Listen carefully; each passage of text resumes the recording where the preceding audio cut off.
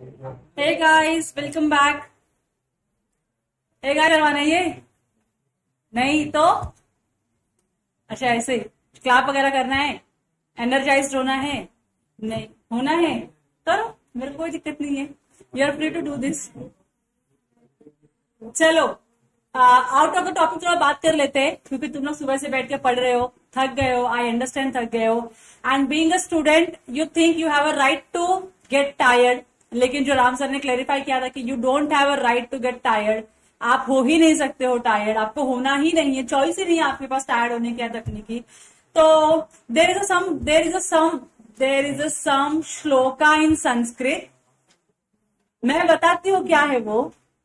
एक श्लोक है संस्कृत में कि स्टूडेंट की लाइफ कैसी होनी चाहिए। So as you guys are student, I would like to discuss this part with you. समझा? पढ़ लिया, समझ में आया क्या लिखा है उसमें?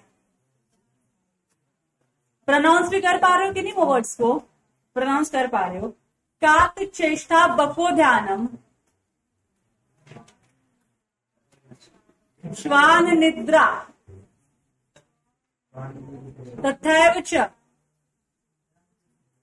अल्पहारी गृह त्यागी विद्यार्थिनी पंच लक्षणम। ये एक श्लोक है संस्कृत का जो हर एक स्टूडेंट को फॉलो करना चाहिए। मैंने आपको ये क्वेश्चन क्यों पूछा, आपने पेट भर के खाना खाया है क्या? क्योंकि देर इज अ रूल कि स्टूडेंट्स को कम खाना खाना चाहिए, because you have to do a lot of thing, you need a lot of energy. अगर आप ज्यादा खाना खाते हो तो यू फील लथार्जिक फील करते हो, टायर्ड फील करते हो, लेजी फील करते हो। That's why you should be eating less. जितनी भूख है पेट भर के खाना खाओगे तो आलसी बन जाओगे। अगर आलसी बनना है तो फिर खाओ पेट भर के खाना। ठीक है, तो ये जो श्लोक है, देखो संस्कृत है, तुम्हारे और मेरे पहले से ही है, इनफैक्ट बहुत सालों से है ये, हमको पता नहीं है। मतलब बहुत सारे जो पहले, बहुत टाइम पहले की जो श्लोक है वैलिड है, आज की नहीं है। सारी चीजें वैलिड है कि नहीं है, हम फॉलो कर रहे हैं कि नहीं कर रहे। तो एक श्लोक है जो स्टूडेंट्स के लिए स्पेसिफिकली डेडिकेटेड, दैट इज काक चेष्टा बको ध्यानम श्वान निद्रा तथैव च अल्पहारी गृह त्यागी विद्यार्थिनी पंच लक्षणम। इसका मतलब होता है, काक मीन्स कौआ, काक चेष्टा, कौवे जैसा इंटेलिजेंट कोई नहीं है, तो आपको कौवे जैसा इंटेलिजेंट बनना है। वो पता ना, कहानी सुनी होगी बचपन में सब लोगों ने, एक कौवा प्यासा था जंगल जंगल घूमता था। सुना है कि नहीं सुना है? यस। तो उसने चालाक है ना कौवा, कुछ भी करो, कौवा बहुत चालाक होते हैं। तो आपका जो आपकी जो पर्सनालिटी वो इस तरीके की होनी चाहिए। You should be smart enough. बको ध्यानम, बकुला पता आपको? स्वैन होता है शायद से उसका इंग्लिश प्रोनाउंसिएशन। जो पानी के अंदर रहता है, जो बर्ड बड़ा होता है, और उसका जो अटेंशन या फोकस है ना, वो इतना शार्प होता है कि कौन से, देखो पानी में फिश है, कौन सी फिश कहां से कहां जा रही है, कब अटैक करना है कि वो मेरे मुंह में आ जाए, वो उसका काम है। तो अटेंशन और फोकस आपका उस श्वान इसकी तरह होना चाहिए, बको की तरह होना चाहिए। दैट इज बकुला। हिंदी में बकुला या बकुला बोलते हैं उसको, इंग्लिश में स्वैन बोलते हैं। They are very attentive. तो आपको चालाक किसकी तरह होना है? कौवे की तरह होना है। और आपका फोकस या अटेंशन किसकी तरह होना चाहिए? स्वैन की तरह होना चाहिए। दो चीजें, दो वर्ड्स क्लियर है आपको? कौवा और स्वैन क्लियर है? श्वान निद्रा, श्वान क्या होता है? डॉग होता है। कुत्ते की नींद देखी कैसी होती है? कितने भी रात को आप चले जाओ, अगर वो सोया रहेगा, पता नहीं उसको क्या होता है कि वो उठ जाता है, करेक्ट, और भौंकना चालू करता है, या फिर जो भी है वो अपने रिएक्शंस दिखाता है, करेक्ट और नॉट? तो उसकी नींद कैसी होती है? तो बहुत ही नाजुक होती है। मतलब कुछ भी मूवमेंट हुआ और वो उठ जाता है। आप लोग कैसे सोते हो? घोड़े बेच के, बाजू में क्या हो रहा है, लाइट चालू है, लोग आ रहे, बात कर रहे, कुछ भी रहे, कुछ फर्क नहीं पड़ता है। हम गधों की तरह सोते हैं घोड़े बेच के। ऐसा होना चाहिए कि स्टूडेंट को? नहीं। तो स्टूडेंट की लाइफ, तीन चीज तो अभी आपको समझी कि आपके स्टूडेंट की लाइफ में तीन चीजें होनी चाहिए। पहले आप चालाक कौवे की तरह होने चाहिए, आपका फोकस या अटेंशन स्वैन की तरह होना चाहिए, और तीसरा आपकी जो नींद है वो कुत्ते की तरह होनी चाहिए। कुत्ता बहुत ज्यादा सोता है क्या? नहीं, कितना घंटे सोता है कुत्ता? तुम्हारे घर में डॉगी है, कितने आवर्स सोता है वो? क्या सोती है? मैक्सिमम 2-3 आवर्स, मैक्सिमम 2-3 आवर्स वो लोग सोते हैं, वरना वो जागते ही रहते हैं, भटकती आत्मा भटकते रहते हैं इधर उधर। नहीं सोती है ना? देखो, सोते ही नहीं है। सीखो, कुत्तों से कुछ तो सीखो। तो आपकी नींद कुत्तों की नींद जैसे होनी चाहिए, 12 घंटे घोड़े बेच के सोना नहीं होना चाहिए। मैं आप बोल दूं तो I am including my self also, क्योंकि मैं भी तो स्टूडेंट हूँ। तो हमारी नींद कैसे होनी चाहिए? कुत्तों की तरह, कुत्तों की नींद की तरह होनी चाहिए, जहां पे आप लेस आवर्स सोते हो और बहुत ही नाजुक नींद होती, कुछ भी हुआ तो आप तुरंत उठ जाते हो, ऐसा होना चाहिए आपका नींद। 3 कैरेक्टर क्लियर है? बोलो क्या है? संस्कृत जो लिखा है वो बोलो।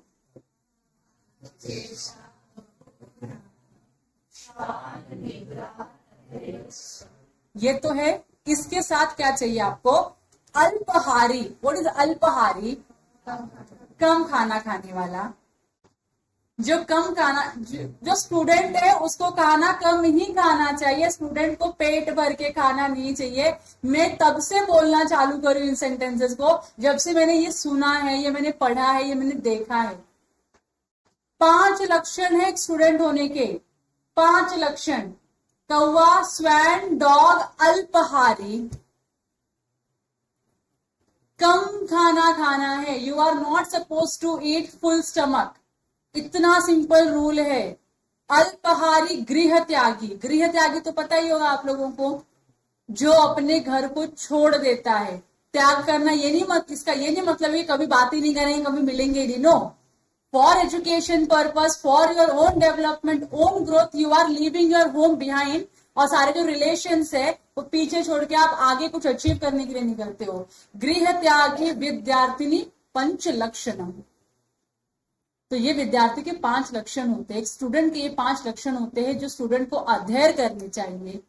लेकिन हमको तो पता ही नहीं है एज अ स्टूडेंट, क्योंकि हमारी जिंदगी में कभी हमको किसी ने बताया ही नहीं कि ऐसा भी कुछ होता है। तो मैं इसके लिए ढूंढ के निकाली हूँ कि देखो, मैं मेरे बोलने में मत बिलीव करो कि मैं क्या बोल रही हूँ। एटलीस्ट संस्कृत में जो हजारों सालों पहले लिखा गया यूज एंड टेस्टेड फॉर्मूला जो है उसको फॉलो करो, you will become a very good student. क्योंकि अगर आप घर के अंदर रहोगे तो आप पेम्पर्ड रहोगे, बहुत टेक केयर करने वाले पापा मम्मी बड़े भैया बड़े बहन सब रहेंगे, आपको कोई ग्रो करने नहीं देगा, क्योंकि वो आपको प्रोटेक्ट करते रहेंगे हर तरीके से। आप घर के बाहर जाते हो तो यू फेस चैलेंजेस, और जब जितना आप चैलेंजेस फेस करते हो उतना ज्यादा आप ग्रो करते हो, उतने जल्दी ग्रो करते हो। इसके लिए आपको घर छोड़ना होता है। रिलेशंस नहीं तोड़ने की बात कर रही हूं मैं, कंफर्ट जोन से बाहर आना। इसका सिंप्लीफाइड लैंग्वेज में अगर मैं मीनिंग बोलूं तो अपने कंफर्ट से बाहर आना, फैसिलिटीज से बाहर आना, स्ट्रगल करना। तो अब बोलोगे मेरे साथ 5 क्या लक्षण है विद्यार्थी के? काक चेष्टा, बको ध्यानम, श्वान निद्रा, तथैव च अल्पहारी, गृह त्यागी, विद्यार्थी पंच लक्षणम। याद रख पाओगे? तुमको संस्कृत याद करने की जरूरत नहीं है, उसका मोटो क्या है वो याद रख पाओगे। क्या है? पहला क्या बोलते हैं? चालाक बनना है। किसकी तरह? You have to be intelligent, smart, correct. दूसरा क्या है? फोकस और अटेंटिव। कैसा रहना है आपको? स्वैन की तरह, वो जो बकुला होता है उसकी तरह आपका फोकस होना चाहिए कि आपने जब अपना चोंच पानी के अंदर डाला है तो फिश तो आनी ही चाहिए, आपका वार खाली नहीं जाना चाहिए। इतना सिंपल है, इतना फोकस होना चाहिए। तो महाभारत में अर्जुन है, वो जब गुरु द्रोणाचार्य बोलते हैं कि सबको बोलते हैं कि तुमको क्या दिख रहा है, शूट करो या फिर वो एरो मारो, तो सब लोगों को पूरी दुनियादारी दिखती है, लेकिन अर्जुन को क्या दिखता है? सिर्फ और सिर्फ उस बर्ड की आई दिखती है। वैसा फोकस आपका भी होना चाहिए, ठीक है। और तीसरा क्या है? श्वान निद्रा, कुत्ते की तरह नींद होनी चाहिए आपकी, कम सोना है और बहुत ही नाजुक स्लीप में रहना है। घोड़े बेच के सोओगे तो आप उठ नहीं पाओगे दोबारा 12 घंटे के पहले, ठीक है। ऐसा सोना है, कम सोना है। और फिर क्या है? अल्पाहारी, आज से तो प्रण ले लो, कम से कम खाना खाओगे आप लोग। मतलब अगर आपको 3 रोटी की भूख है, try to eat only 2 chapatis. Rice ऐसा मतलब एक बाउल भर के खाने की आदत तो हाफ कर दो उसको, कम खाना खाओ, पानी ज्यादा पियो, कोई दिक्कत नहीं, फ्रूट्स खाओ उसके बदले में, बट इनटेक फूड का कम होना चाहिए। और फिर उसके आगे क्या है, गृह त्याग, कंफर्ट्स को त्याग दो, अपने रिलेशंस को छोड़ दो अभी के लिए, जब तक तुम्हारा ग्रोथ डेवलपमेंट के फेज में हो तुम तब तक, अदरवाइज आप ग्रो नहीं कर पाओगे, आप कुछ बन नहीं पाओगे लाइफ में, जो अचीव करने निकले वो अचीव नहीं कर पाओगे। ठीक है, इतना ध्यान रख पाओगे, फॉलो करोगे, प्रॉमिस है, प्रॉमिस है सबसे, सब लोग हाँ नहीं बोल रहे हैं, सबसे प्रॉमिस है ऐसा। थैंक्स। चलो बैक टू द टॉपिक। हाँ मेरे को लग रहा है आज तुमको याद रहेगा, कल से तुम भूल जाओगे, है ना? तुम्हारी हंसी बता रही है ऐसा ही होने वाला है। चलो स्टार्ट करें अगला कॉन्सेप्ट, स्टार्ट करें अगला कॉन्सेप्ट। हम ये पढ़ रहे थे जहां पे बिना अथॉरिटी के, बिना प्रिंसिपल की अथॉरिटी के अगर एजेंट ने कुछ काम किया है तो प्रिंसिपल उसको रेटिफाई कर सकता है कि नहीं कर सकता है? कर सकता है। प्रिंसिपल उसको ऑफिशियल कर सकता है कि नहीं? एक्सेप्ट कर सकता है कि नहीं? कर सकता है। तो एक्सेप्ट करने के लिए, रेटिफिकेशन को वैलिड होने के लिए क्या क्या इसेंशियल एलिमेंट्स है वो हमको पढ़ना है। तो सबसे पहला क्या बोला है, आपका रेटिफिकेशन एक्सप्रेस भी हो सकता है और इम्प्लाइड भी हो सकता है। आप बोल के भी रेटिफाई कर सकते हो, एक्सेप्ट कर सकते हो, या इम्प्लाइडली आपके एक्शन से समझ में आ जाएगा कि आपने इस कॉन्ट्रैक्ट को एक्सेप्ट कर लिया है, वैसा भी हो सकता है। क्लियर है? तो यहाँ पे एग्जाम्पल लिखा है, A without authority buys goods for B. A ने बिना अथॉरिटी के बी के लिए गुड्स खरीदा, तो ए कौन बन गया? बिना अथॉरिटी का है तो एजेंट हो गया। जिसके लिए, किसके लिए किया? ये बी के लिए किया, तो बी कौन बन गया? आपका प्रिंसिपल बन गया। तो ए ने बिना अथॉरिटी के बी से क्या किया? बी के लिए गुड्स परचेस कर दिया। Afterwards B sells them to C. अब बी ने क्या किया? वो गुड्स को, अभी इसकी अथॉरिटी नहीं थी, इसको या तो ये कॉन्ट्रैक्ट जो था एजेंट के थ्रू किया हुआ, या तो कैंसिल कर सकता है, या तो ये वैलिड कर सकता है, एक्सेप्ट कर सकता है। इसने क्या किया? वो जो गुड्स था ना, कुछ बोला नहीं, जो गुड्स ए ने बी के लिए परचेस किया था, बी ने उसको सी को बेच दिया। तुमको क्या लग रहा है यहाँ पे एक्सप्रेस रेटिफिकेशन हो रहा है या इम्प्लाइड रेटिफिकेशन हो रहा है? इम्प्लाइड है ना। आपके एक्शन से, आपके कंडक्ट से ये समझ में आ रहा है कि you are accepting the transaction entered into by the agent, हाँ कि ना? तो आपने रेटिफाई कर दिया उस ट्रांजैक्शन को, लेकिन इम्प्लाइडली रेटिफाई किया है। सो बीज conduct implies ratification for the of the purpose, sorry, of the purchase made for him by A. Clear हो गया? वैसे ही सेकेंड एग्जाम्पल दिया है, इसको आपको घर पे बैठ के पढ़ना है, रीड एट होम। ओके, तो आपका ये जो रेटिफिकेशन है वो एक्सप्रेस भी हो सकता है, वो इम्प्लाइड भी हो सकता है, कोई दिक्कत नहीं है। दूसरा क्या बोला है? Knowledge requisite for valid ratification. Ratification करने के लिए नॉलेज होना जरूरी है। रेटिफिकेशन करने के लिए आपके पास नॉलेज होना जरूरी है। किस चीज का नॉलेज? जो सेक्शन नंबर 198 में लिखा हुआ है, no valid ratification can be made by a person whose knowledge of the facts of the case is materially defective. Case का जो मेजर फैक्ट है, जो इंपॉर्टेंट फैक्ट है, आपको वही नहीं पता अच्छे से, या गलत इंफॉर्मेशन उसके बारे में है आपको, तो आप रेटिफिकेशन नहीं कर सकते हो unless you know the facts of the case. How can you make a judgement और how can you ratify the contract? बराबर कि नहीं? तो रेटिफिकेशन के लिए आपको फैक्ट्स का नॉलेज होना जरूरी है। अब यहाँ पे एग्जांपल लिखा जिससे आपको समझ में आएगा कि कैसे हमको ये पता चलेगा कि उसको फैक्ट का नॉलेज था या नहीं था, और रेटिफिकेशन वैलिड है या वैलिड नहीं है। देखो, A has authority from P to buy certain goods at the market rate. A के पास अथॉरिटी है गुड्स परचेस करने के लिए, तो A कौन हो गया अपना? कौन हो गया? A एजेंट है। P से अथॉरिटी आई है, तो P कौन है? प्रिंसिपल है। यहां तक क्लियर है आप लोगों को? क्या करने की अथॉरिटी दिया है? कुछ गुड्स मार्केट से परचेस करने के लिए। He buys at a higher rate but P accept the purchase. अब जो ये A है उसने क्या किया? इस गुड्स को एक पर्टिकुलर रेट पे बोला था, फॉर एग्जाम्पल 100 रुपए का कोई गुड्स है, तो 100 रुपए का मिलेगा तो लेके आना, वरना मत लेके आना। तो एजेंट ने क्या किया? बोला 105 रुपए का ही तो बात है ना, 5 रुपए एक्स्ट्रा लग रहे, तो एजेंट ने 105 रुपया देके गुड्स खरीद लिया। समझ में आ रहा है आप लोगों को?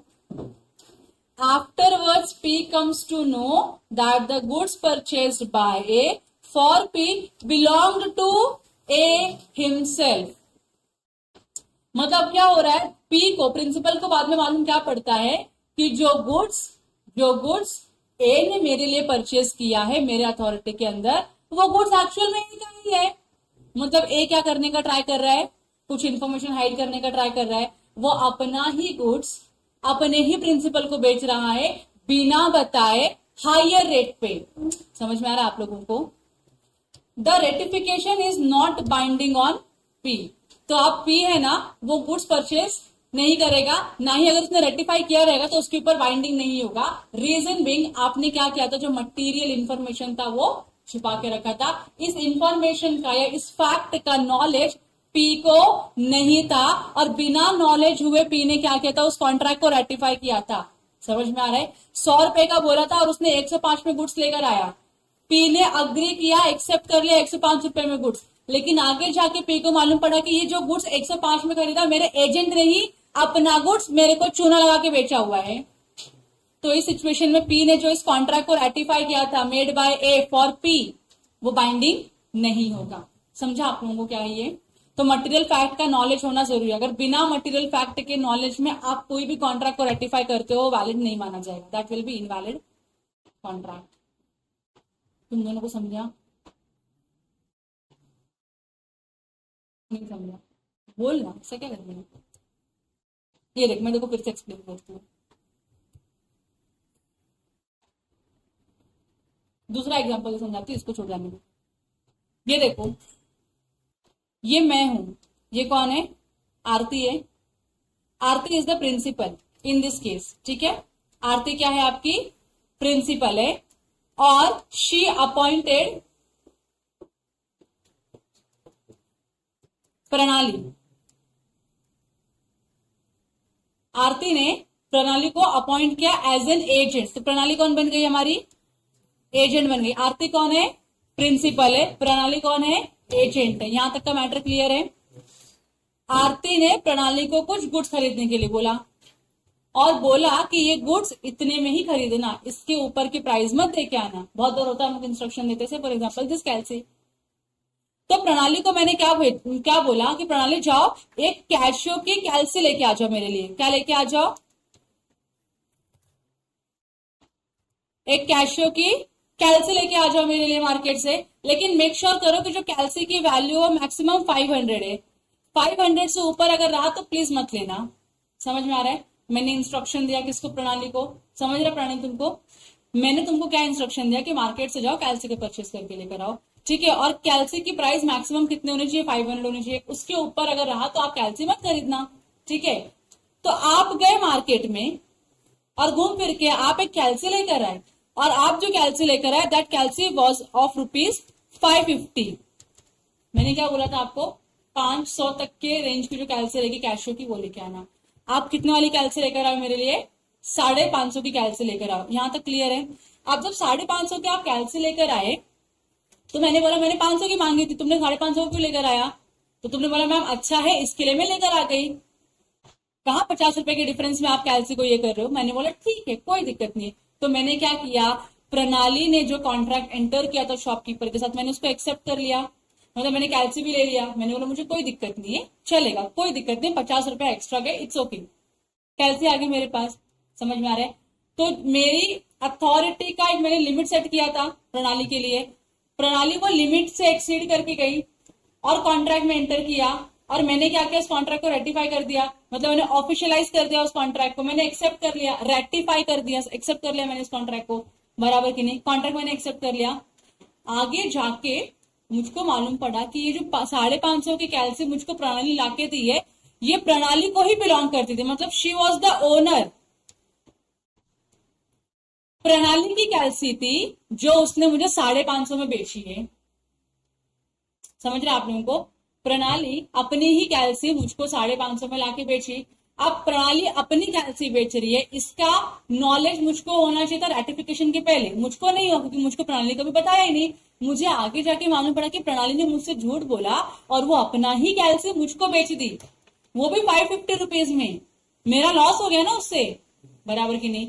तो जो मैंने इस कॉन्ट्रैक्ट को रेटिफाई किया था, क्या अब उस कॉन्ट्रैक्ट के लिए मैं बाइंडिंग हूं परफॉर्म करने के लिए? क्या मैं इस कॉन्ट्रैक्ट को आगे कैंसिल कर दूं, बोलूं मेरे को मेरे पैसे दे दे, तेरा कैसे लेके जा इधर से?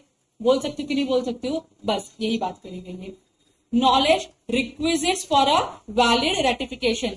रेटिफिकेशन को वैलिड होने के लिए आपको मटेरियल फैक्ट का इंफॉर्मेशन होना जरूरी है। बिना इंफॉर्मेशन के, अगर बिना मटेरियल फैक्ट के इंफॉर्मेशन के अगर आप कोई भी रेटिफिकेशन करते हो, वो वैलिड नहीं होगा। समझ में आ गया? अभी क्लियर है प्रणाली? नेक्स्ट, अब थर्ड क्या बोला है? The whole transaction must be ratified. आप ऐसा नहीं बोल सकते हो कि 80% रेटिफाई करूंगा, 20% रेटिफाई नहीं करूंगा। हो सकता है कि ऐसा, either it has to be accepted 100% और it has to be rejected 100%। There is no in between. जैसे हमने बोला था आपका एक्सेप्टेंस क्या होना चाहिए? एब्सोल्यूट होना चाहिए और अनक्वालिफाइड होना चाहिए। सेम यहाँ पे भी होता है कि रेटिफिकेशन आपका क्या होना चाहिए? एब्सोल्यूट होना चाहिए, मतलब पूरे के पूरे ट्रांजैक्शन के लिए होना चाहिए। पार्ट ऑफ द ट्रांजैक्शन को एक्सेप्ट करोगे, रेटिफाई करोगे, अदर पार्ट को आप एक्सेप्ट नहीं करोगे, रेटिफाई नहीं करोगे, ऐसा नहीं चलेगा। पूरा का पूरा या तो रेटिफाई करो, पूरा का पूरा या तो कैंसिल करो, आपके ऊपर है। सेक्शन 199 बोलता है there can be ratification of an act in its entirely और its by its rejection in entirely. या तो आप इसको एक्सेप्ट करोगे पूरा का पूरा, या तो इसका 100% आप क्या करो? रिजेक्शन करोगे। Principal can not ratify a part of the transaction which is beneficial to him and reject the rest. आप ऐसा नहीं कर सकते हो। ये क्लियर हो गया? सिंपल है। नेक्स्ट है section 200। Ratification can not injure third person. आपके कॉन्ट्रैक्ट के रेटिफाई करने से किसी थर्ड पार्टी को इंजरी नहीं होनी चाहिए। ठीक है?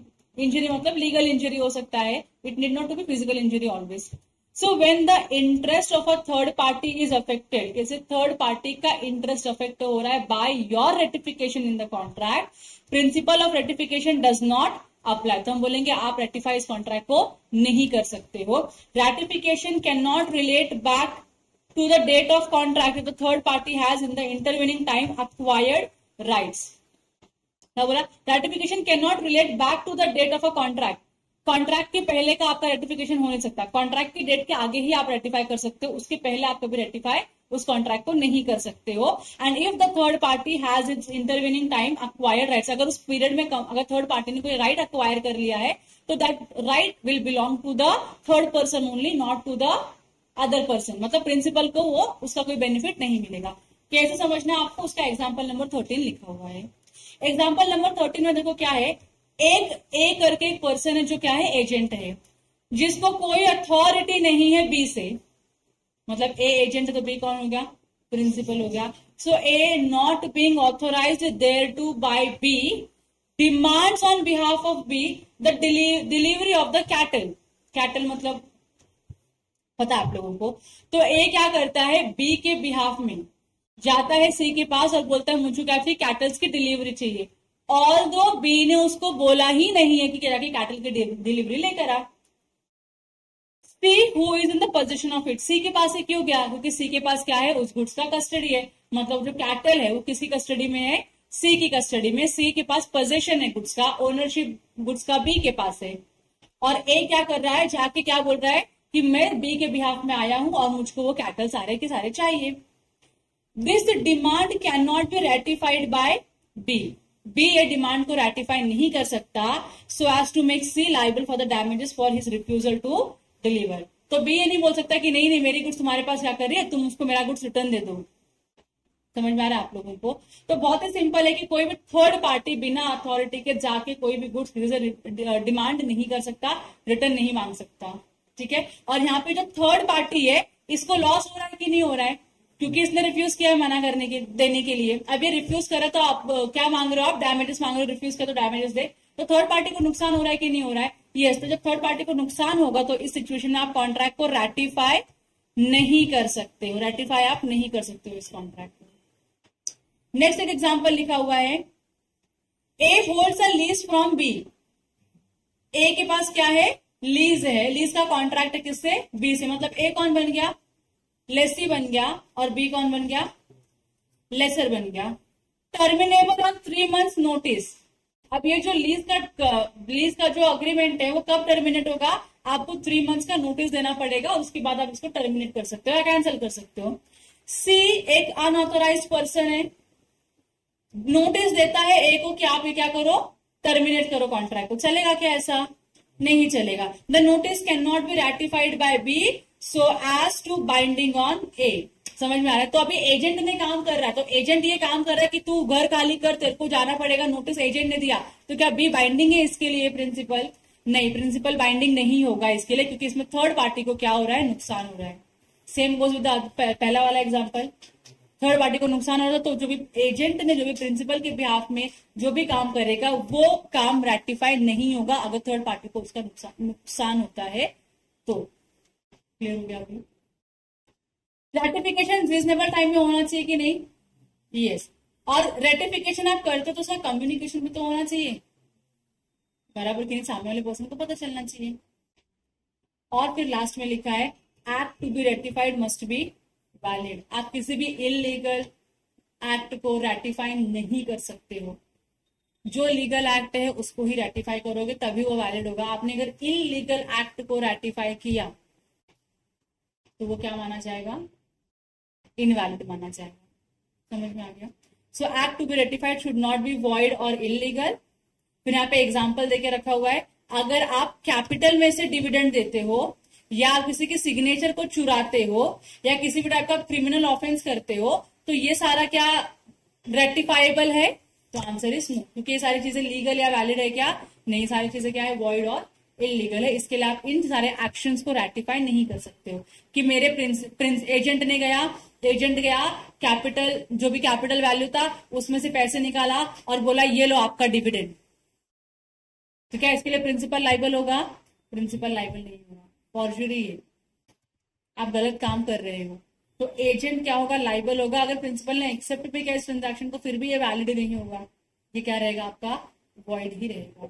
रेटिफिकेशन इसका वैलिड नहीं हो सकता, इनवैलिड माना जाएगा और कैंसिल किया जाएगा। क्लियर हो गया? एक बार देख लो, कुछ डाउट रहेगा तो पूछ लो, देख लो एक बार, देख लो, डाउट्स रहेगा तो अभी पूछ लेना मेरे को, मैं फिर से एक्सप्लेन कर दूंगी। पढ़ा प्रेम?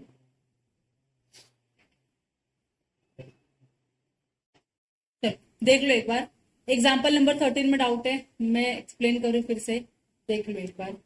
ए, not being authorised thereto by B, demands on behalf of B the delivery of the cattle the property of B from C who is in possession of it. तो हो क्या रहा है, मैंने कैरेक्टर लिखे हुए थे, शायद आप लोगों ने इग्नोर किया रहेगा। ए कौन है, एजेंट है, बी कौन है, प्रिंसिपल है। तो ए को बी ने कोई अथॉरिटी नहीं दिया है, लेकिन फिर भी फिर भी ए क्या करता है, सी के पास जाता है और बोलता है कि ये जो कैटल है ना, कैटल वो दे दो हमको, रिटर्न कर दो, जो भी कैटल एनिमल में है, बफेलो या काउ, तो बोलता है वो हमको रिटर्न चाहिए, हमको डिलीवरी चाहिए उसकी। और ये कैटल एक्चुअली किसको बिलोंग करता है, बी को बिलोंग करता है। बी मतलब कौन हो गया, प्रिंसिपल हो गया। तो प्रिंसिपल की प्रॉपर्टी है, प्रिंसिपल ने वो प्रॉपर्टी किसको दिया है, सी को दिया है, जिसके पास उस प्रॉपर्टी का पोजेशन है, किसी न किसी काम के लिए दिया रहेगा। तो सी कौन बनता है, या तो आप उसको बोल सकते हो बेली, बेलर नहीं, या तो या बेली बोल सकते हो या कस्टोडियन बोल सकते हो। कस्टोडियन कौन होता है, जिसके पास गुड्स की कस्टडी होती है। तो अभी ये कस्टडी गुड्स की किसके पास है, मिस्टर सी के पास है। तो मिस्टर बी ने अपने एजेंट को नहीं बोला कि जाके सी से कैटल लेकर आ, लेकिन फिर भी जो एजेंट नालायक है वो जाता है सी के पास और बोलता है मुझको कैटल चाहिए रिटर्न, मैं बी के बिहाफ में आया, मुझको कैटल रिटर्न चाहिए। So this demand can not be ratified by B. ये जो डिमांड ए कर रहा है, बी इसको रैटिफाई नहीं कर सकता। रैटिफाई नहीं कर सकता इसका क्या मतलब है, ये इसको अप्रूव नहीं कर सकता। अप्रूव इसलिए नहीं कर सकता क्योंकि जब आप कैटल किसी से डिलीवरी ले लोगे, उसकी मांग लोगे रिटर्न, तो क्या इस थर्ड पर्सन को नुकसान हो सकता है कि नहीं हो सकता, नुकसान हो सकता है। तो किसी थर्ड पर्सन का नुकसान नहीं होना चाहिए आपके रैटिफिकेशन से।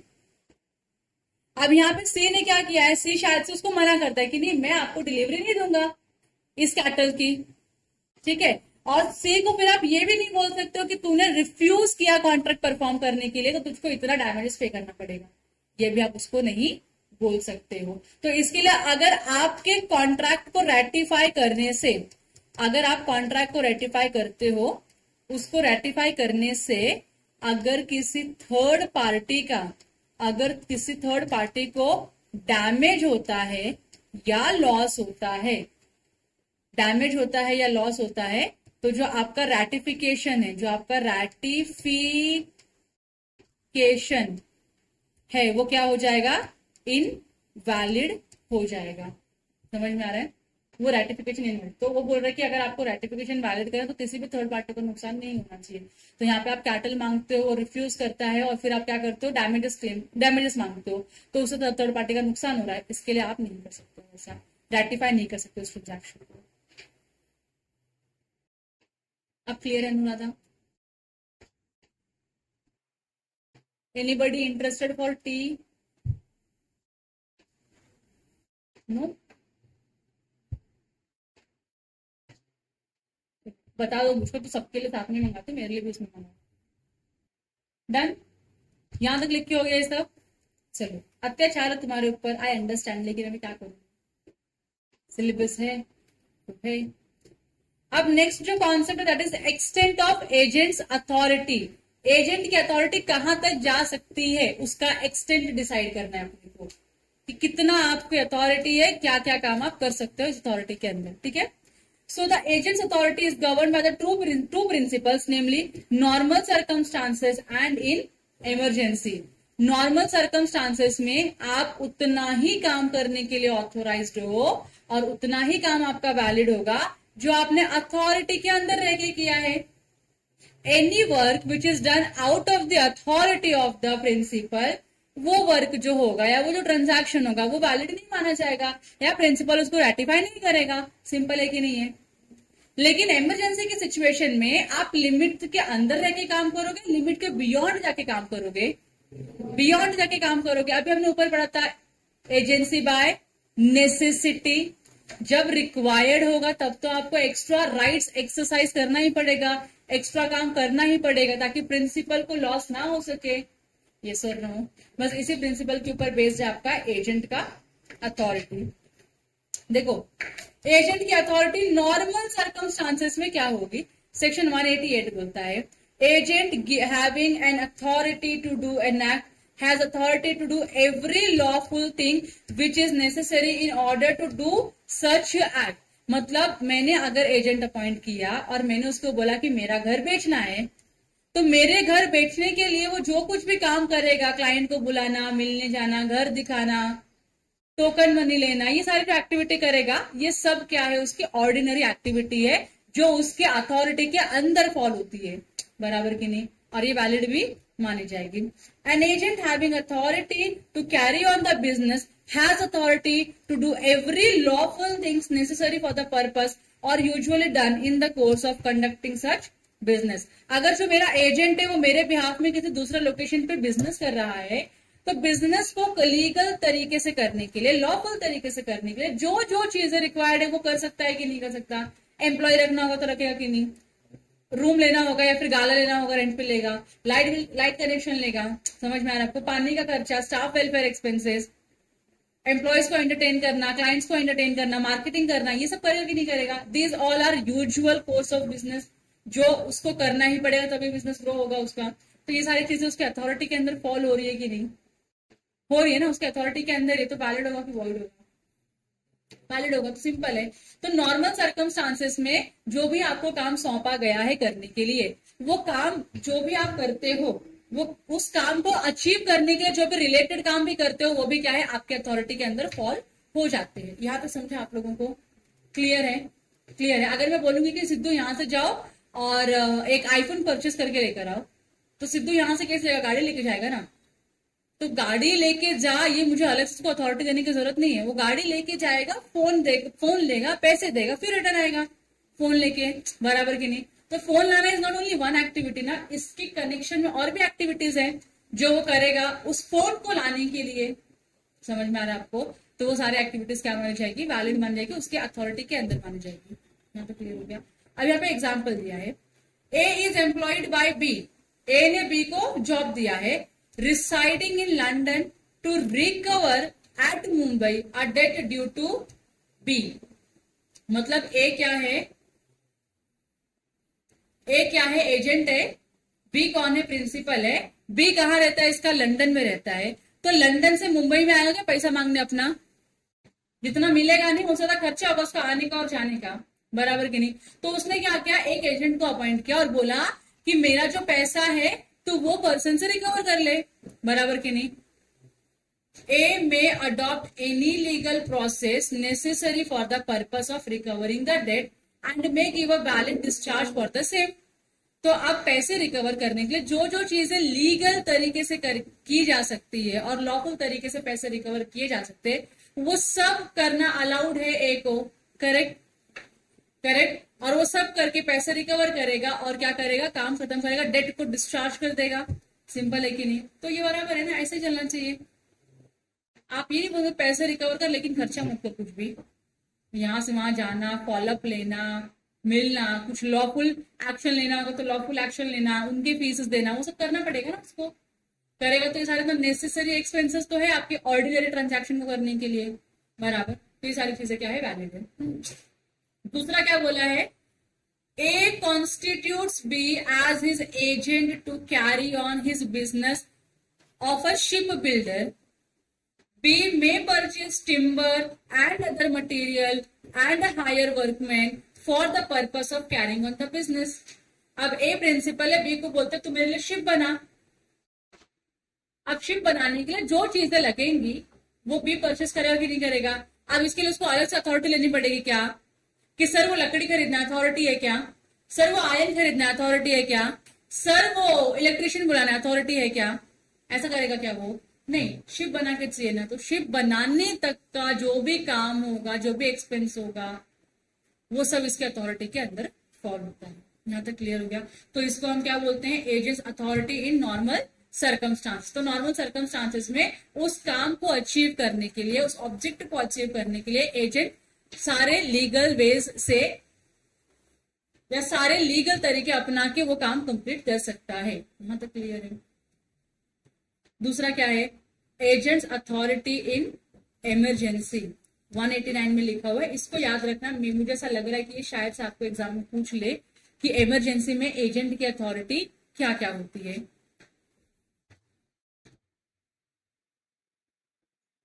तो इमरजेंसी जब होता है ना, तो एजेंट के पास बहुत सारी अथॉरिटीज आ जाती है। मतलब वो हर एक काम कर सकता है या हर एक काम वैलिड होगा उसका, जो भी उसने प्रिंसिपल को लॉस होने से बचाया होगा, बराबर कि नहीं। तो सारे अथॉरिटीज उसके पास आ जाती है। So an agent has authority in an emergency to do all such act for the purpose of protecting his principal from loss. जितना भी एक्ट आप कर सकते हो अपने प्रिंसिपल को लॉस से बचाने के लिए, वो सब इसके अथॉरिटी के अंदर आ जाएगा in case of emergency, as would be done by a person of the ordinary prudence. इसका मतलब क्या है, अगर मेरी दुकान होती, आग लग जाती, तो मैं आग लगता हुआ देखती, उसको अप्रूवल मांगती किसी का नहीं, मैं इमीडिएटली कुछ ना कुछ एक्शन लेती जिसकी वजह से लॉस कम हो जाए मेरा। तो वैसे ही अगर आप प्रिंसिपल की दुकान संभाल रहे हो, प्रिंसिपल के बिहाफ में, और दुकान में आग लग गई है, तो आपकी रिस्पॉन्सिबिलिटी वो सारे एक्ट्स आप करो जिससे आप प्रिंसिपल को लॉस होने से बचा सकते हो। समझिए आप लोगों को। अब उसमें क्या क्या आता है, या फिर वैलिड एजेंसी इन इमरजेंसी जो होता है, एजेंसी इन इमरजेंसी को वैलिड होने के लिए क्या क्या कंडीशंस आपको सेटिस्फाई करनी है। तो पहला क्या बोला है, agent should not be in a position और have any opportunity to communicate with his principal within the time available. मतलब जो भी रीजनेबल टाइम है, बहुत ही कम फ्रैक्शंस ऑफ मिनट्स या सेकंड्स बचे हैं, उसमें आपके पास क्या नहीं होना चाहिए, आप उस पोजीशन में नहीं होना चाहिए, उस अपॉर्चुनिटी में नहीं होना चाहिए जहां से आप अपने प्रिंसिपल से कम्युनिकेट कर सकते हो। मतलब ऑल ऑफ सडन लाइट चली गई पहले, फिर भूकंप आया, अब कैसे कांटेक्ट करोगे, इंटरनेट वगैरह सब गायब होगा, कांटेक्ट नहीं कर पाओगे। और आपको पता है भूकंप आने में, भूकंप आके बिल्डिंग गिरने में कितना मिनट लगने वाला है, 4 मिनट, 8 मिनट, नहीं ना, 1 मिनट में गिर सकता है कि नहीं। तो आप फोन लगाओगे, फोन करोगे, सर बिल्डिंग भूकंप आ रही है, करेगा कुछ इसका, भूकंप को आप रोक सकते हो क्या, देख लो जरा सा, ऐसा कुछ हो सकता है क्या, नहीं। तो क्या है, agent should not be in position और have any opportunity to communicate. Opportunity to communicate नहीं होना चाहिए एजेंट के पास। पहला कंडीशन आपको सेटिस्फाई करना है। दूसरा, there should have been actual और definite commercial necessity for the agent to act promptly.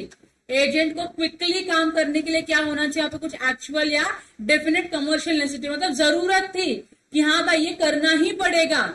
अगर मैं टेम्पो वाले को नहीं बोलेगा तो गुड्स यहाँ पे रख के कुछ मतलब भी नहीं है, तो बुलाना ही पड़ेगा, मेरे पास कोई चॉइस नहीं है। तीसरा, agent should have acted bona fide and for the benefit of the principal. Good faith में आपने काम किया है। बोनाफाइड का मतलब क्या होता है, गुड फेथ में आपने गुड फेथ में काम किया, आप चाहते हो कि सच में आपके प्रिंसिपल का लॉस ना हो, आप अपने प्रिंसिपल को लॉस से बचाना चाहते हो और उसके बेनिफिट के लिए आप ये काम कर रहे हो। ठीक है, ये क्लियर है। और नेक्स्ट क्या बोल रहे हैं, agent should have adopted the most reasonable and practicable course under the circumstances. मतलब अगर ऐसा कुछ इवेंट हुआ तो जनरली लोग क्या करते हैं, एजेंट ने भी वही किया। आग लग गई बिल्डिंग में तो लोग क्या करते हैं, फायर ब्रिगेड को बुलाते, तो एजेंट ने भी वही किया। आग लगने के बाद फायर ब्रिगेड को बुलाया, सिद्धू को नहीं बुलाया फूक मार के तो आग बुझा दी। समझ में आ रहा है। तो ये क्या है, adopted and most reasonable practicable aspect उसने क्या किया होना चाहिए, अडॉप्ट किया होना चाहिए। फिर उसके बाद, agent must have been in the possession of the goods belonging to the principal and which are subject of contract. तो प्रिंसिपल का गुड्स किसके पोजेशन में होना चाहिए, एजेंट के पोजेशन में होना चाहिए। तभी तो सारी चीजें करके मतलब है ना, बराबर की नहीं। तो पोजेशन में क्या होना चाहिए, गुड्स होना चाहिए। और खत्म, इतना ही है। अगर आप ये 5 कंडीशन सेटिस्फाई कर लेते हो, if you satisfy these 5 conditions, तो हम बोलेंगे हाँ कि आप क्या हो, एजेंसी, ऐसे एजेंट हो जिसने नेसेसिटी में काम किया है। यहां तक क्लियर हो गया, यहां तक क्लियर हो गया। 5 कंडीशन क्या है, सबसे पहला क्या, कि जो एजेंट है उसके पास रीजनेबल अपना अपॉर्चुनिटी नहीं होना चाहिए कम्युनिकेट करने का प्रिंसिपल से, और क्या है वो, with in the time available, जितना भी टाइम अवेलेबल था उसको सेव करने का गुड्स को, उतने टाइम में उसके पास अपॉर्चुनिटी नहीं आया कि वो अपने प्रिंसिपल को फोन कर सके। दूसरा क्या है, वहां पे एक्चुअल या डेफिनेट कमर्शियल जरूरत आ चुकी थी कि करना ही पड़ेगा वरना नुकसान हो जाएगा अगर हमने ये काम नहीं किया तो।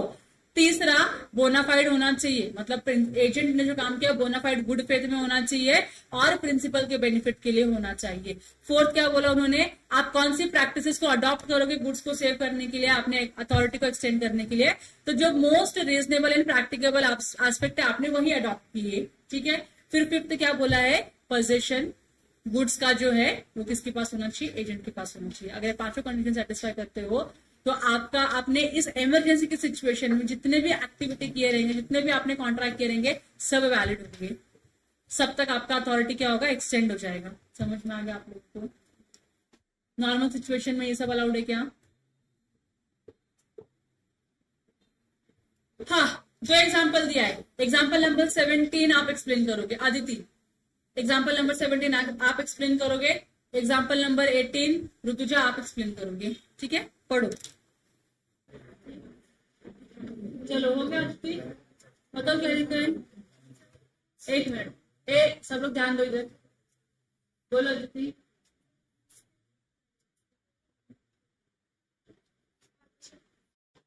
हाँ, अगर क्या है, एजेंट विद अथॉरिटी, अगर आपके पास कोई गुड्स है, आपके अथॉरिटी उस गुड्स से बैठने का, वो गुड्स खराब है तो आप पूछोगे क्या उसको रिपेयर करवाओगे, आप रिपेयर करवाओगे तब बैठोगे ना उसको, बराबर की नहीं। हाँ, और दूसरा ऋतुजा, तूने क्या अपना एजेंट रखा है श्रावणी को कि तू मेरे ब्याह में बोल दे मैं चाय पीऊंगी या कॉफी पीऊंगी। 1 2 3 4 और कौन था, 5 श्रावणी भी है। 5 उसको चाय, 5 कॉफी 2 चाय, इनफ ना। एक्सप्लेन करने की बात बोलते मेरे को याद दिलाना खाली। ये देखो, नालायक, देख नहीं इधर।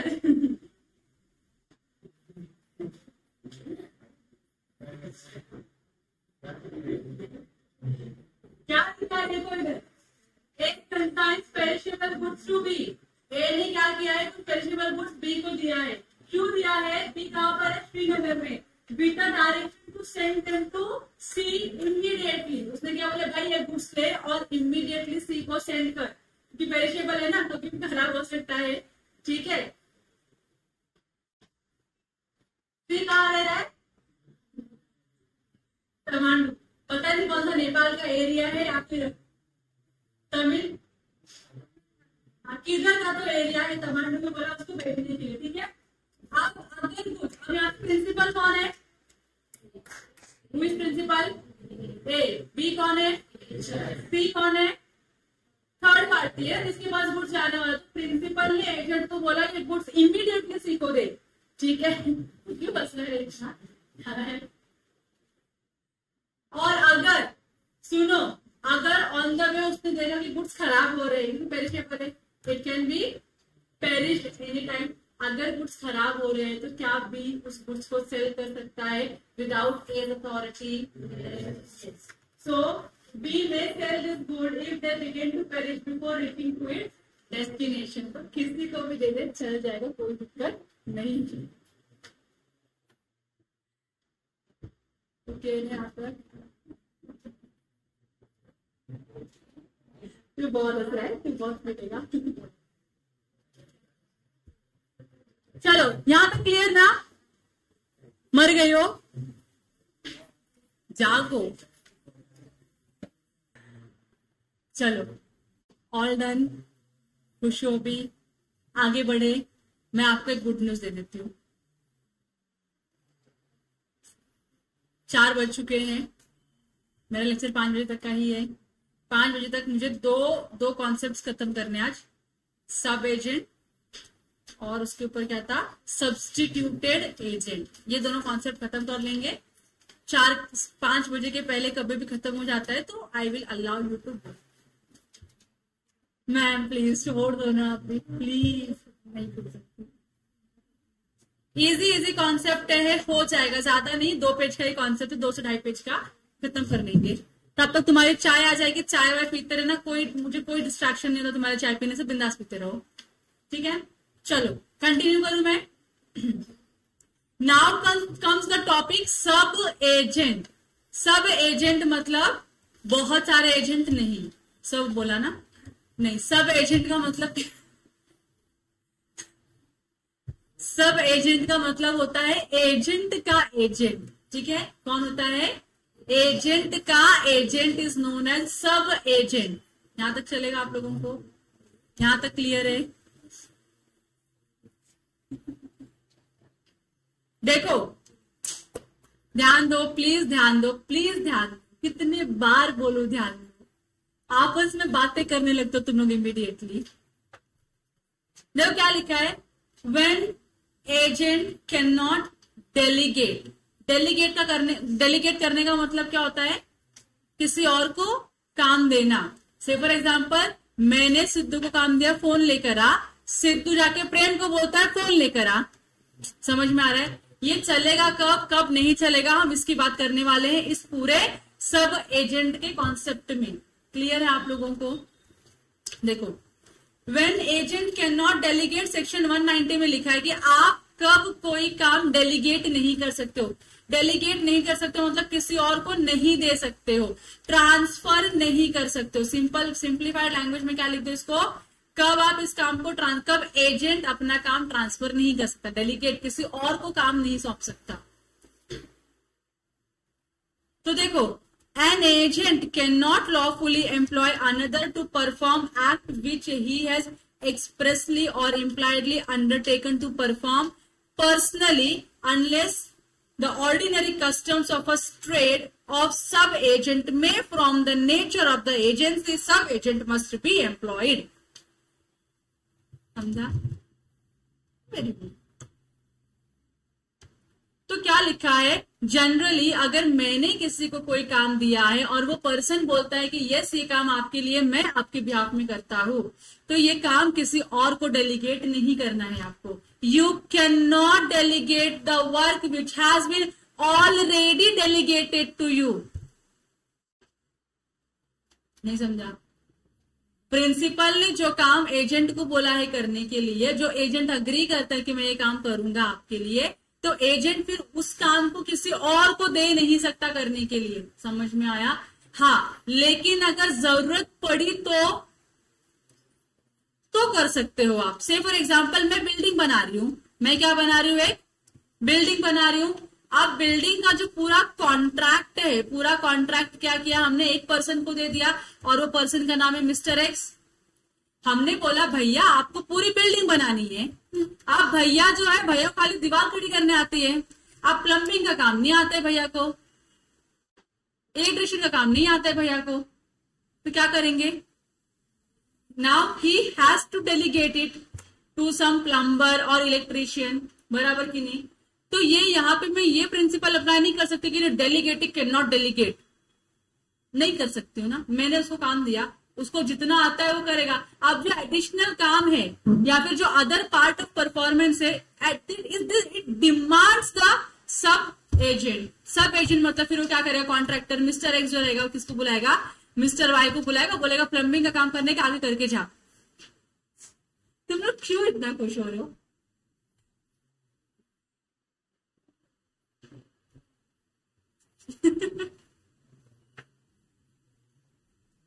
समझ रहे आप लोगों को? तो जहां पे आपका नेचर ऑफ वर्क कुछ इस तरीके का है कि सब एजेंट उसमें डिमांड किया जाता है, तो आप डेलीगेट कर सकते हो। लेकिन आपका काम ही कुछ इस तरीके का है, एकदम लुक्खा काम है, और उसको आप डेलीगेट कर रहे हो, तो वो अलाउड नहीं है, आप वो नहीं डेलीगेट नहीं कर सकते हो। यहां तक समझा? अब फिर पढ़ू इसको मैं, देखो, an agent can not lawfully employ another to perform the act. कोई एक एजेंट है, किसी और को एम्प्लॉय नहीं कर सकता, मतलब किसी और को एजेंट नहीं बना सकता कुछ एक्ट को परफॉर्म करने के लिए जो उसने या तो एक्सप्रेसली या तो इम्प्लाइडली बोला है कि मैं खुद पर्सनली परफॉर्म करूंगा। उसने बोला है कि मैं पर्सनली परफॉर्म करूंगा, तो वो ये काम किसी और से परफॉर्म नहीं करा सकता। पहला लाइन क्लियर है? Unless by the ordinary custom of a trade, a sub-agent may, from the nature of the agency, sub-agent must be employed. मतलब आपका जो नेचर ऑफ कॉन्ट्रैक्ट है कुछ इस तरीके का है कि अनलेस यू सब लेटेड और सब काम उसको किसी दूसरे सब एजेंट को दे दो, आपका काम कंप्लीट नहीं होगा, तो you have to employ the sub agent. समझ में आ गया? तो कॉन्ट्रैक्ट ऑफ बिल्डिंग का जो कंस्ट्रक्शन का काम होता है उसको आप याद रख सकते हो। ठीक है? तो जैसे लोधा है, Lodha is a big company जो क्या करती है, बड़े बड़े बिल्डिंग्स बनाती है। ठीक है? तो इस सिचुएशन में अब लोधा जो कॉन्ट्रैक्टर्स है वो क्या करते हैं, वो लोग बिल्डिंग कंस्ट्रक्शन का काम करते हैं। कॉन्ट्रैक्ट तो उन्होंने ले लिया कि हाँ ये काम हम करेंगे, लेकिन एक्चुअली में वो काम सारा खुद नहीं करते। वो लोग क्या करते हैं, अलग अलग छोटे छोटे लोगों को बुलाते हैं कि ठीक है आप ये काम करो, आप ये काम करो, आप ये काम करो, क्योंकि नेचर ही वैसा है, बहुत सारे काम होते हैं बिल्डिंग जब कंस्ट्रक्ट करते हो। तो उस सिनेरियो में आप सब डेलीगेशन कर सकते हो या सब एजेंट को अपॉइंट कर सकते हो उस काम को करने के लिए। यहां तक क्लियर हो गया? आगे सब एजेंट कौन होता है, क्या हो गया? सब एजेंट कौन होता है? सेक्शन नंबर 191 में लिखा हुआ है, सब agent is a person employed by and acting under the control of the original agent in the business of agency. मतलब सिंप्लीफाइड लैंग्वेज में एजेंट का एजेंट इज सब एजेंट। खत्म हो गया? तो इसको जो सब एजेंट है इसको कंट्रोल और रेगुलेट कौन करता है? एजेंट करता है। क्लियर हो गया यहां तक? अब इसका एनालिसिस क्या लिखा है देखो। Sub agency refers to case where an agent appoints another agent. यहां तक क्लियर है आप लोगों को? सब एजेंसी का मतलब होता है एजेंट ने किसी दूसरे एजेंट को अपॉइंट किया। Appointment of sub agent is not lawful because the agent is a delegatee. Agent कौन है? डेलीगेटी है। डेलीगेटी का मतलब है कि आपको किसी ने वो काम डेलीगेट किया है कि आप ये काम करो। ठीक है? आपको किसी ने वो काम करने के लिए अपॉइंट किया हुआ है। And a delegatee can not further delegate. एक काम जो किसी एक को डेलीगेट कर दिया गया है, वो काम ये डेलीगेटी किसी और को डेलीगेट नहीं कर सकता। मतलब अगर प्रिंसिपल ने एक काम को करने के लिए एक एजेंट अपॉइंट कर दिया है, तो उसी काम को करने के लिए एजेंट कोई दूसरा एजेंट अपॉइंट नहीं कर सकता, क्योंकि बहुत ही सिंपल फ्रेज जाता है, delegatus non potest delegate, sorry delegatus non potest delegate का मतलब होता है delegatee can not delegate, delegate can not delegate, जिसको ऑलरेडी एक अथॉरिटी भीख में मिली है, या फिर भीख नहीं बोलना चाहिए करेक्टली, लेकिन अगर आपको कोई काम करने के लिए किसी और ने अपॉइंट किया है तो वही काम करने के लिए आप किसी और को अपॉइंट नहीं कर सकते हो, वो काम आपको ही करना पड़ेगा, किसी और से आपको काम नहीं करवा सकते हो। यहां तक क्लियर हो गया आप लोगों को?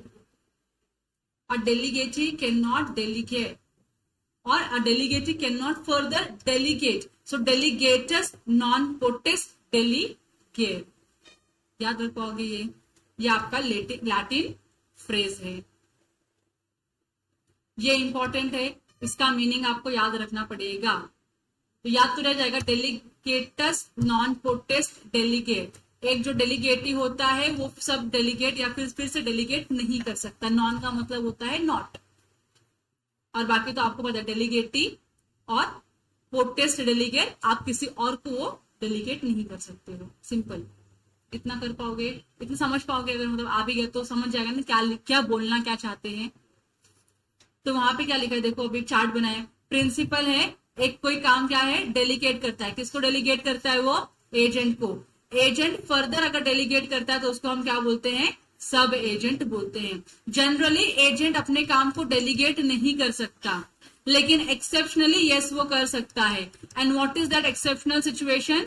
जहां पे कॉन्ट्रैक्ट इटसेल्फ डिमांड करता है, या कॉन्ट्रैक्ट का नेचर कुछ इस तरीके का है कि अगर आप इसको सब एजेंट को नहीं दोगे तो वो काम नहीं हो पाएगा, तो you have to give the work to sub agent.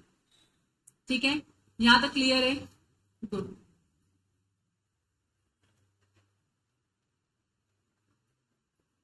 देखो, a contract of agency is a fiduciary character. What is fiduciary? Trust and faith वाला कॉन्ट्रैक्ट है। मैं जानती हूं तुमको कि तुम मेरा ये काम कर सकते हो, इसलिए मैंने तुमको ये काम करने के लिए दिया है। It is based on the confidence reposed by the principal in the agent. ये प्रिंसिपल का क्या है? कॉन्फिडेंस है एजेंट के ऊपर, तभी तो प्रिंसिपल ने एजेंट को वो काम करने के लिए दिया है, उसको भरोसा है कि तू ये काम कर देगा। And that is why delegatee can not further. Simple है ना? एक्सेप्शन देखो, exception where agent can appoint sub agent, या एक्सेप्शनल सिचुएशन दे दिया कि हाँ यहाँ पे आप सब एजेंट को अपॉइंट कर सकते हो। तो पहला क्या लिखा है? Appointment of sub agent would be valid if the terms of appointment originally contemplated it. मतलब जो एजेंट है, एजेंट का और प्रिंसिपल का जब कॉन्ट्रैक्ट हुआ था उसमें लिखा गया था कि एजेंट सब एजेंट अपॉइंट कर सकता है, तो वैलिड है। मेरे कॉन्ट्रैक्ट में लिखा है ना कि एजेंट सब एजेंट को अपॉइंट कर सकता है, तो इट इज वैलिड। नहीं लिखा होता तो अगर कॉन्टेम्पलेट किया है, अगर मेंशन किया है आपके ओरिजिनल कॉन्ट्रैक्ट में, then you can appoint sub agent, otherwise you can not appoint sub agent. पहला पॉइंट क्लियर है? दूसरा point, sometimes customs of the trade में provide for appointment of sub agent. मतलब जो काम आप कर रहे हो उस काम का नेचर ही उस तरीके का है, या कल्चर ही उस तरीके का है जहां पे सब एजेंट का अपॉइंट होना जरूरी है, तो करना ही पड़ेगा ना। तो इस सिचुएशन में जो सब एजेंट अपॉइंट हुआ है, that will be treated as a agent of the principal only.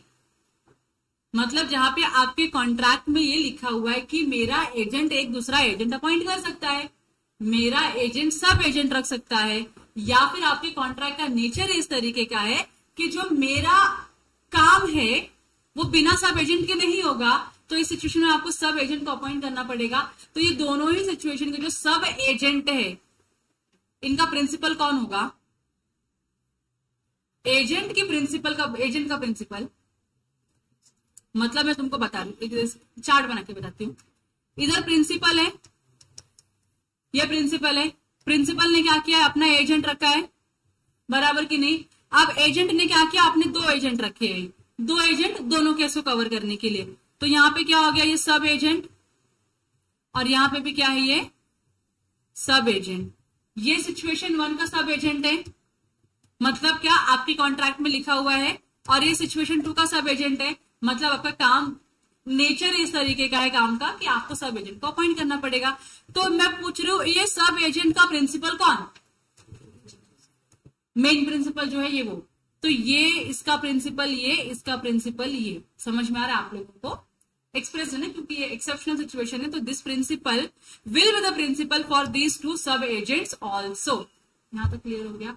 यही लिखा है, in both the cases the sub agent would be treated as the agent of the principal. Chart बना लो ऐसा छोटू सा, जल्दी बनाओ। मार्कर तो चार्ट बना रही हो, हाईलाइट कर रही हो, चार्ट बनाने बोला मैंने। अच्छा वो बना रही है, तुम्हारी भी आपको पढ़ाई कर रही है।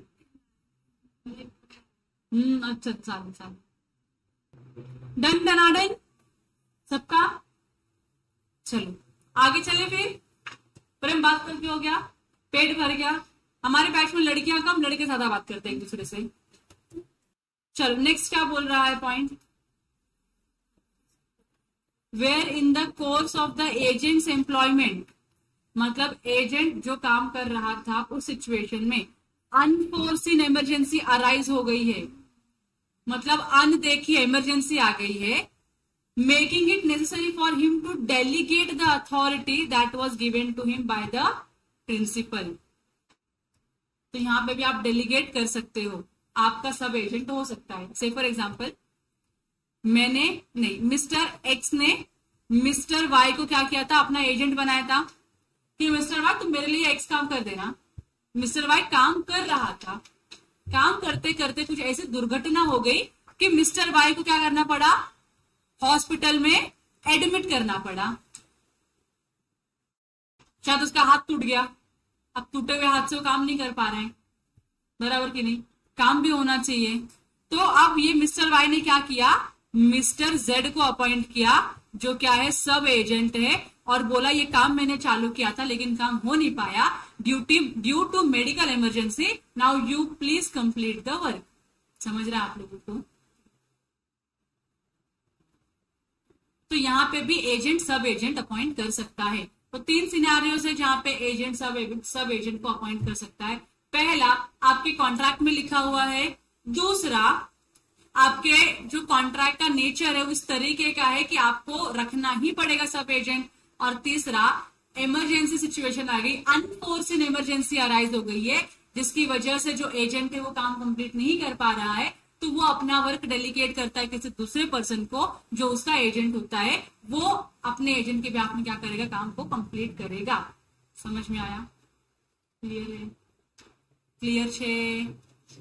Very good. चलू आगे, कमर दुख गई मेरी बेटे बेटे। क्या चलो क्या लिखा है, रिप्रेजेंटेशन ऑफ प्रिंसिपल बाय सब एजेंट प्रॉपरली अपॉइंटेड। अगर सब एजेंट प्रॉपरली अपॉइंटेड है, मतलब वो 3 में से किसी भी सिनेरियो में अगर सब एजेंट को अपॉइंट किया गया है, तो क्या अपने प्रिंसिपल को रिप्रेजेंट कर सकता है? क्या प्रिंसिपल उसके काम के लिए लाइबल होगा? तो आंसर इज यस। तो सेक्शन 192 उससे डील करता है। Where a sub agent is properly appointed, the principal is liable to third parties for the acts of the sub agent.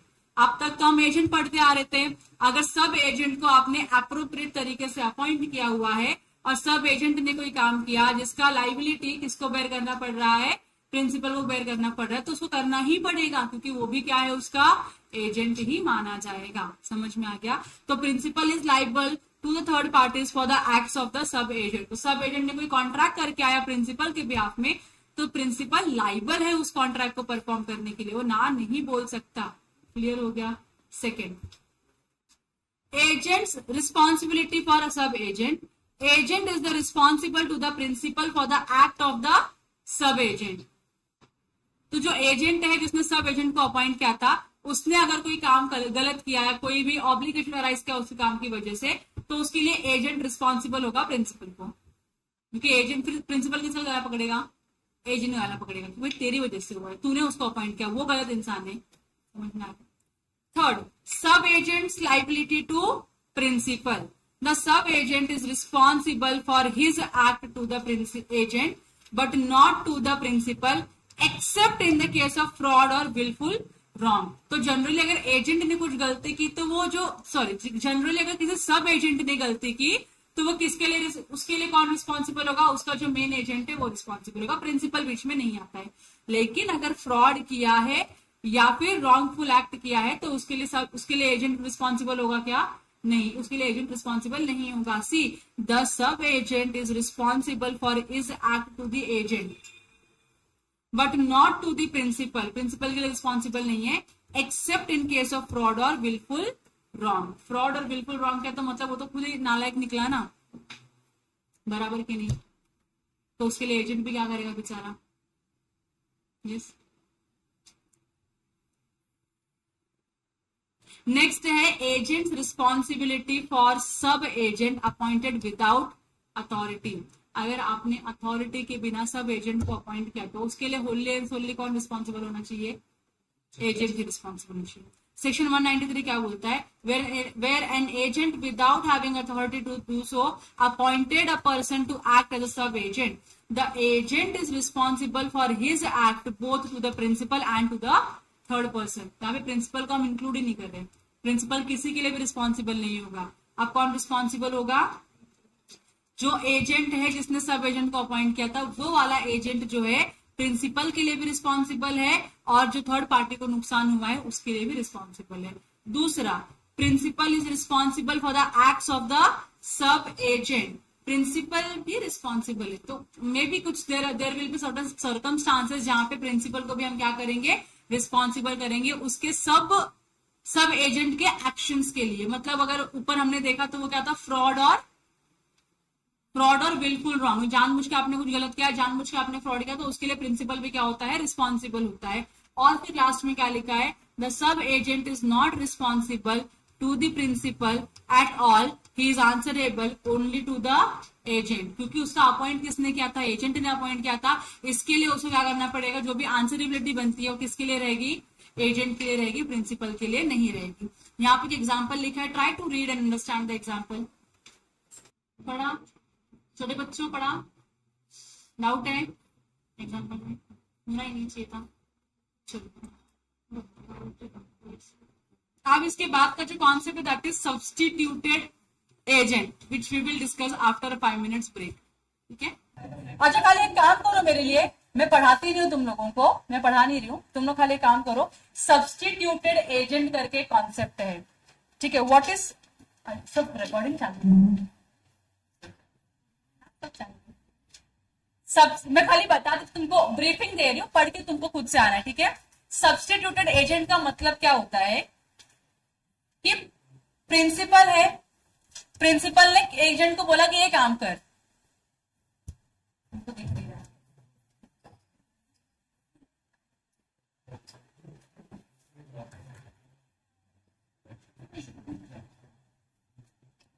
ज्यादा नहीं लूंगी, 5 से 8 मिनट लूंगी, खाली तुमको बेसिक सा एक्सप्लेन करूँ, बाकी सब तुमको घर से रीड करके आना है।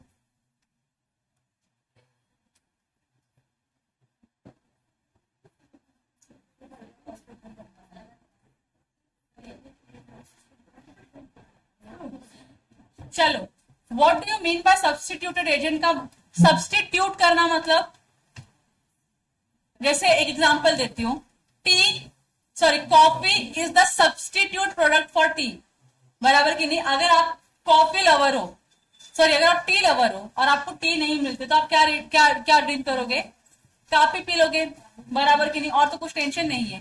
तो वैसे ही अगर प्रिंसिपल ने एजेंट को कुछ काम करने के लिए बोला और एजेंट वो काम नहीं करता है, एजेंट बोलता है सर ये काम मैं नहीं करता, मैं आपको एक दूसरे पर्सन से मिला के देता हूं जो ये काम करता है, आप उससे ये काम करवा लीजिए, बराबर की नहीं। तो इस एजेंट की जगह पे ये एजेंट क्या हो गया, रिप्लेस हो गया, सब्स्टिट्यूट हो गया। समझ में आ रहा है आप लोगों को, इसी को हम क्या बोलते हैं, सब्स्टिट्यूटेड एजेंट। जो सब्स्टिट्यूटेड एजेंट होता है ना, वो प्रिंसिपल के कंसेंट से ही आता है अपने इस ट्रांजैक्शन के अंदर, मतलब प्रिंसिपल का अप्रूवल होता है, प्रिंसिपल को पता होता है कि मेरा ये काम, मेरा ये एजेंट है, ये दूसरा एजेंट कर रहा है।